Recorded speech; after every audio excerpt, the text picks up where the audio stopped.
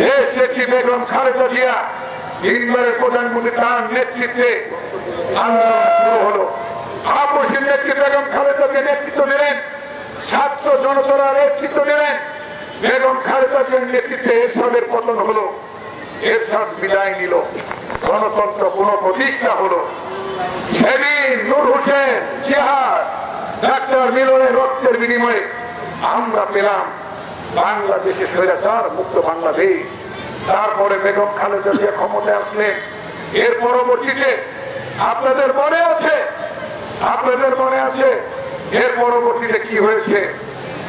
এর পরবর্তীতে একটা ফ্যাসিস্ট আওয়ামী লীগ সরকার শেখ হাসিনা ক্ষমতায় আসলো। ক্ষমতায় আসার পরে সংবিধানে নির্দলীয় নিরপেক্ষ তত্ত্বাবধায়ক সরকার বাতিল করে তাদের অধীনে নির্বাচন হবে, আওয়ামী লীগের অধীনে নির্বাচন হবে, তারাই নির্বাচিত হবে, তারাই এমপি মন্ত্রী হবে, তারাই দেশ পরিচালনা করবে।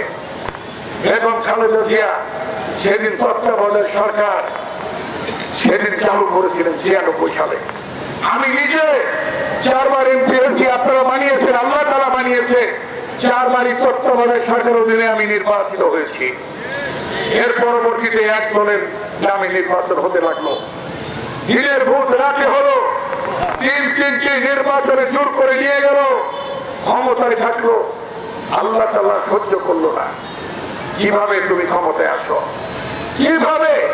ইলিয়াস আলী গুম হলো, চৌধুরী আলম গুম হলো, সুমন গুম হলো, 16 বছর তারেক রহমানের নেতৃত্বে আন্দোলন হলো। সেই আন্দোলনের মধ্য দিয়ে পরিসমাপ্তি ঘটে। ছাত্র জনতা, হাজার হাজার ছাত্র জনতা রক্ত দিয়ে নতুন বাংলাদেশ সৃষ্টি করলো। আমরা সেই সকল ছাত্র জনতা যারা শহীদ হয়েছে তাদের আত্মার মাগফিরাত কামনা করছি। আমরা সেই সকল শহীদের রক্তের বিনিময়ে নতুন বাংলাদেশ পেয়েছি।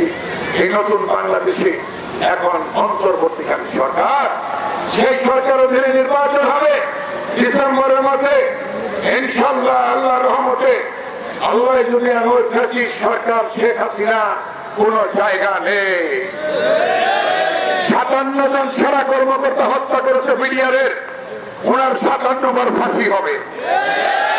57 সেনা কর্মকর্তা হত্যার দায়ে 57 বার শেখ হাসিনার ফাঁসি হবে। এবং এই ছাত্র জনতাকে যে গণহত্যা করেছে তার জন্য শেখ হাসিনা সহ তার দোষরদের ফাঁসি হবে। বাংলাদেশে তার দোষরদের বিচার হবে। সেই বিচারের মধ্য দিয়ে বাংলাদেশ আবার নতুন করে রূপ নেবে। এখন নির্বাচন হবে। সেই নির্বাচনে আল্লাহর রহমতে আপনারা জানেন বেগম খালেদা জিয়া 6 বছর জেল খেটেছেন, বিনা চিকিৎসায় ছিলেন। বিদেশে পৌঁছাতে পারে না। আওয়ামী লীগের চেলা চামচারা বিদেশে চিকিৎসা করেছে, কিন্তু খালেদা জিয়াকে যেতে দেওয়া হয় নাই। আজকে আল্লাহর রহমতে লন্ডনে গিয়েছে, চিকিৎসা শেষে আল্লাহর রহমতে আমাদের মাঝে সুস্থ হয়ে ফিরে আসবেন। এবং আমাদের মাঝে 16 বছর আন্দোলনকারী যে নেতৃত্ব দিয়েছে তারেক রহমান আল্লাহর রহমতে আমাদের মাঝে ফিরে আসবেন। তারপর দেশে নির্বাচন হবে। সেই নির্বাচনে আল্লাহর রহমতে সেই সরকার হবে, খালেদা জিয়ার সরকার, তারেক রহমানের সরকার হবে ইনশাআল্লাহ। এবং সরকার গঠনের পরে আমরা শুধু বিএনপি দেশ চালাবো না। আমরা বলেছি এই 16 বছর যারা আন্দোলন করেছে সেই সকল সমমনা সকল দলকে নিয়ে জাতীয় সরকার হবে। জাতীয় সরকার দেশ চালাবে, শুধু একটা বিএনপি চালাবে না। এটা তারেক রহমানের 31 দফার মধ্যে একটি দফা। আরো গণতান্ত্রিক করার জন্য যাতে স্বৈরাচার সৃষ্টি না হয়, 2 বারের বেশি এক ব্যক্তি প্রধানমন্ত্রী হতে পারবে না। 31 দফার মধ্যে এটা আছে, যেটা এখন এই সরকার সংস্কার করতেছে। 2.5 বছর পূর্বে তারেক রহমান এই সংস্কার প্রস্তাব এনেছেন। অতএব তার সুদূর প্রসার চিন্তা। তারেক রহমান বলেছেন দেশ যাবে কোন পথে, ফয়সালা হবে কোথায়? রাজপথে। সেই রাজপথে কিন্তু সর্বশেষ ছাত্র জনতার আন্দোলনের মধ্য দিয়ে এই রাজপথে ফয়সালা হয়েছে। আজকে আপনারা বিগত 3টি নির্বাচনে ভোট দিতে পারেননি। 3টি নির্বাচনে দিনের ভোট রাতে হয়েছে, নিয়ে গিয়েছে সেন্টারে যেতে পারেন নাই, মামলা হয়েছে, হামলা হয়েছে, আপনারা ঘরে ঘুমাইতে পারেন নাই, জেল খেটেছেন। আমার নামে আমাদের মসজিদ ভেঙে আমার নামে 1 নম্বর আসামি দিয়েছে, আমাদের মসজিদ ভেঙে আমার নামে 1 নম্বর আসামি দিয়েছে। আচ্ছা, চেয়ারম্যান ইলেকশন করলো আওয়ামী লীগের সভাপতি আর সেক্রেটারি, সেখানে আমার নামে 1 নম্বর মামলা দিয়েছে।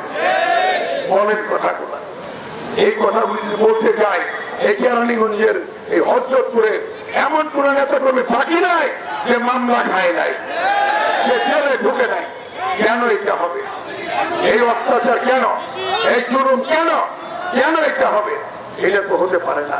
তাই আল্লাহ তাআলা একবারে বিচার করে দিয়েছে। 2 দিন আগেও, 1 দিন আগে বলেছিল শেখ মুজিবের মেয়ে পালায় না। 2 দিন 1 দিন আগেও বলেছিল আওয়ামী লীগ পালায় না। আল্লাহর তরফ থেকে পালিয়ে যেতে বাধ্য হয়েছে। কে করলো এটা? কে করলো? কে করলো?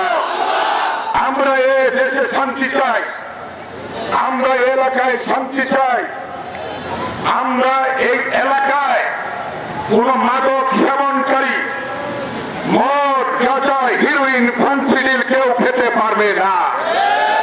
আপনারা আমার সাথে একমত কিনা বলেন? এই এলাকায় কেউ কারো জায়গা জমি চুর করে দখল করতে পারবে না। এই এলাকায় কেউ কোন চাঁদাবাজি করতে পারবে না। এই এলাকায় মা বোনদের উপর কোন অত্যাচার হবে না। এই এলাকায় নিরীহ জনগণের উপর কোন অত্যাচার হবে না। যদি দেখেন বিএনপির নাম নিয়ে, আমার নাম নিয়ে কেউ অন্যায় অত্যাচার করছে, তার বিরুদ্ধে আমরা ব্যবস্থা নেব।